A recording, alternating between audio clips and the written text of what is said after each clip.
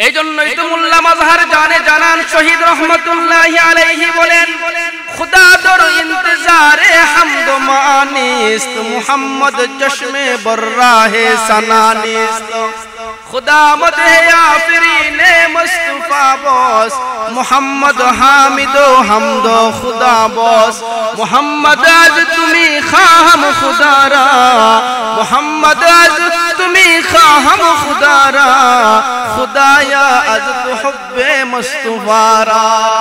মোল্লা মাজহার জানান শহীদ বলে, নবীকে মুহাব্বতের দ্বারা, নবীকে ভালোবাসার দ্বারা আল্লাহকে পাওয়া যায়, আর আল্লাহকে ভালোবাসার দ্বারা নবীকে পাওয়া যায়।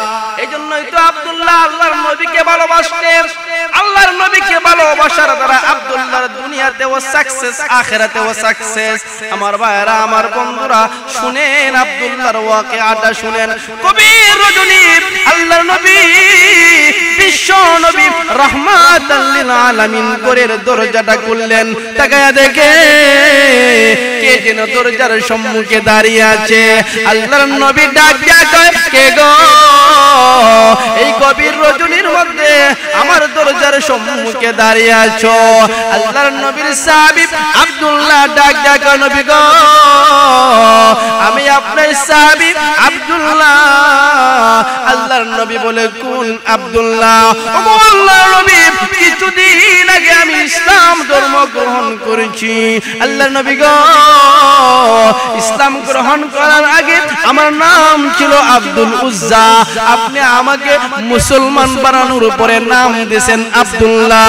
আল্লাহর নবী ডাক ডাক আব্দুল্লাহ রে, আমার সাহাবী আব্দুল্লাহ ধনী বাবার সন্তান, দৈনন্দিন পোশাক পরিবর্তন করে। আজকে তোমার কি হয়েছে? তোমার পরনের মধ্যে যে পোশাক নাই, কি হয়েছে? আল্লাহর নবীর উত্তরে তখন আব্দুল্লাহ ডাক দিয়া কয়, আল্লাহর নবী গো, ইয়া রাসূলুল্লাহ, ইয়া হাবিবাল্লাহ, আমি ইসলাম গ্রহণ করার কারণে আমার চাচা আমাকে ঘর থেকে বের করে দিয়েছে। আমার চাচা ডাক দিয়া কয়, আব্দুল্লাহ রে, তুই যদি ইসলাম ত্যাগ না করো, তুই যদি মুহাম্মাদের ধর্ম না চারস, তাহলে তোকে আমরা তেজ্য পুত্র করে দিব, ঘর থেকে বের করে দিব। তখন আমি আমার চাচাকে ডাক দিয়ে বললাম, চাচা গো, ও গো চাচা, তোমার ঘর কেন? প্রয়োজন বোধে সমস্ত পৃথিবী ত্যাগ করতে পারবো, প্রয়োজন বোধে আমি দুনিয়া ছাড়তে পারবো, কিন্তু একটা মুহূর্তের জন্য যেই নবীজির হাতের মধ্যে হাত রাখিয়া কালেমা পড়েছি, একটা মুহূর্তের জন্য ওই কালেমা ছাড়তে পারবো না। এটা হলো ঈমান, এটা হলো ঈমান। ঈমানদারের ঈমান যদি পরিপূর্ণতায় পৌঁছে যায়, ওই ব্যক্তির কাছে কোনো বিপদই ওই ব্যক্তির বিপদ সম্মুখীন মনে করে না। আমার ভাইরা, আমার বন্ধুরা, আব্দুল্লাহ ডাক দিয়ে আল্লাহর নবীকে ডাক দিয়া কয়, ইয়া রাসূলুল্লাহ, ইয়া হাবিবাল্লাহ, আমার চাচা আমাকে কয়, ওই আব্দুল্লাহ শুন, তুই যদি ইসলাম না ছাড়স, তুই আমাদের বাড়ি থেকে বের হয়ে যা, আর তোর পরনের মধ্যে যেই পোশাক দেখা যায়, এই পোশাকটা তো আমাদেরই টাকার কিনা।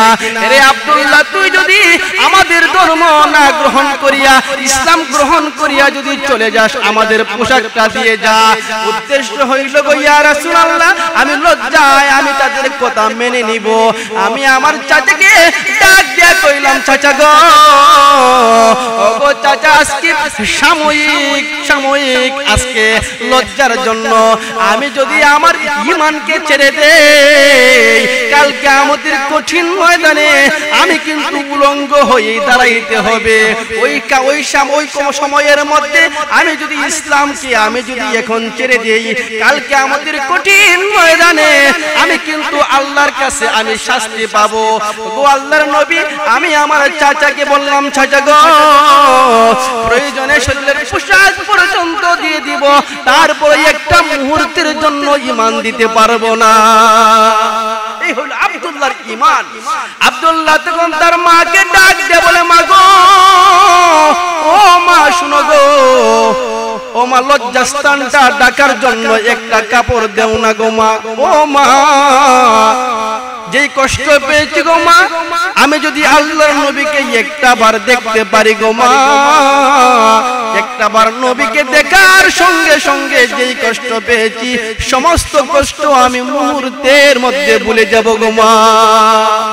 আল্লাহর হাবিব সাল্লাল্লাহু আলাইহি ওয়াসাল্লাম আব্দুল্লাহর কথাগুলো শুনতেছেন আর চোখের পানি জড়াইতেছেন। আব্দুল্লাহ রাদিয়াল্লাহু তাআলা আল্লাহর নবীর কাছে দাঁড়াইয়া এভাবে কথাগুলো বলার পরে আল্লাহর নবী ডাক দিয়া কয়, আরে আব্দুল্লাহ, আজকে তুই আমার জন্য ইসলামের জন্য সব ছাড়লি রে আব্দুল্লাহ। মা ছাড়লি, বাবা ছাড়লি, সম্পত্তি ছাড়লি, সব ছাড়লি রে আব্দুল্লাহ। আজকে তুই আমি নবীর কাছে যা মনে চাইবি আমি তোরকে তা দেওয়ার চেষ্টা করব। আব্দুল্লাহ ডাক দিয়া কয়, ইয়া রাসূলুল্লাহ, ইয়া হাবিবাল্লাহ, চাই না গো নবীজি দুনিয়ার কোনো কিছু চাই না, দুনিয়া চাই না, বিল্ডিং চাই না, দুনিয়ার কোনো সম্পত্তি চাই না, আমি চাই গো নবীজি শাহাদাতের মর্যাদা লাভ করতে। ইয়া রাসূলুল্লাহ, ইয়া হাবিবাল্লাহ, শুনেছি গো নবীজি যেই ব্যক্তি শাহাদাতের মর্তবা লাভ করতে পারে ওই ব্যক্তির কবরের মধ্যে জাহান্নামের শাস্তি দেওয়া হয় না। ইয়া রাসূলুল্লাহ, শুনেছি যেই ব্যক্তি শহীদ মরণ লাভ করে ওই ব্যক্তির কবরের মধ্যে মুনকার নাকির আসে না। আমার ভাইরা, আমার বন্ধুরা, দেখেন সাহাবীদের অন্তরের মধ্যে কেমন তামান্না ছিল, আখিরাতের তামান্না। সাহাবায়ে কেরামের অন্তরের মধ্যে ভালোবাসা ছিল, আখিরাতের ভালোবাসা। সাহাবায়ে কেরামের অন্তরের মধ্যে নবী এবং আল্লাহর ভালোবাসা ছিল। আল্লাহর হাবিব সাল্লাল্লাহু আলাইহি ওয়াসাল্লাম ওই আব্দুল্লাহর জন্য দোয়া করলেন, শাহাদাতের দোয়া করলেন। আমার ভাইরা গো শুনো, এই আব্দুল্লাহ না শুধু সাহাবায়ে কেরামের মধ্যে অনেক সাহাবা এমন আছে নিজের জীবনকে বিলীন করে দেয়, সন্তানকে বিলীন করে দেয়, বাবা চারে, মা চারে, সব চারে, একটা মুহূর্তের জন্য কিন্তু ঈমান ছাড়ে না।